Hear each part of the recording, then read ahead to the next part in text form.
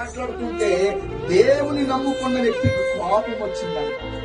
సున్నతి లేని ఈ ఫిలిష్తీయుడు ఎంతటి వాడు, దేవుని నమ్మినటువంటి జీవము కలిగిన దేవుని ప్రజలమైన మనలను ఎంతగా ధృవీకరిస్తున్నాడంటే కారణం ఏంటి తెలుసా? మనలో ఉన్న వాళ్ళందరూ మన బలాన్ని జ్ఞానాన్ని చూసుకుని దేవుణ్ణి పక్కన పెట్టావా ఖచ్చితంగా నీ ఇల్లు కూలిపోద్ది. మొహమాటం లేదు దీంట్లో, దాపరికాలు లేదు దీంట్లో. అందుకే చెప్తున్నాడు, ఎవరికైనా ఏదైనా స్థితి కలిగితే ఇది దేవుని వల్ల కలిగిన ఆశీర్వాదం అని మనము. వాళ్ళు ఏం చేశారు తెలుసా?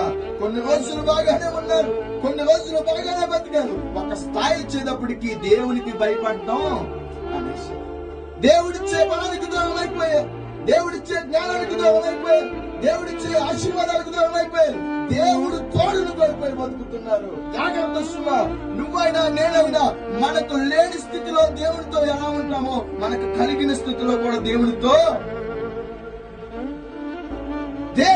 ఉండే ప్రవర్తనను బట్టి, దేవుడితో మనము బ్రతికే విధానాన్ని బట్టి మన ఆశీర్వాదమైన మన దీవెనైన మన మీద నిలబడుద్ది. పొందుకున్నాం కదా, వచ్చేసింది కదా, స్థిరపడిపోయాం కదా అనుకుంటే కుదరదు. నీకు ఇచ్చిన వాడు ప్రతిదీ చూస్తూనే ఉంటాడు.